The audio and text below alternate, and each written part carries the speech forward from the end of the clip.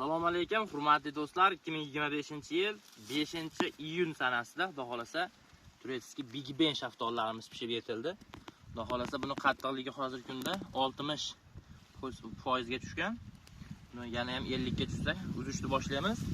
Xudo xolasa, bular 2 yoshli hisoblanadi. 2 yoshli Big Ben shaftolimiz 2 kilo, 3 kilogacha meva berdi. Mana do'stlar, o'zdan yaqindan ko'rib qo'ying. Xudo xolasa buni ko'chatlarini ko'paytirib qo'yganmiz. Oktyabr, noyabr oyiga ko'chatlarni dastlabki qilib ekishni boshlaymiz. Hozirdan zakaz olishni boshlaganmiz Big Ben'ni ko'chatlariga. Yaxshi nav. Hozirgi kunda bozorlarda 40 ming, 50 ming sotilyapti. Eksportga 60 ming, 70 minggacha sotilyapti. Ta'mi zo'r, vidi zo'r.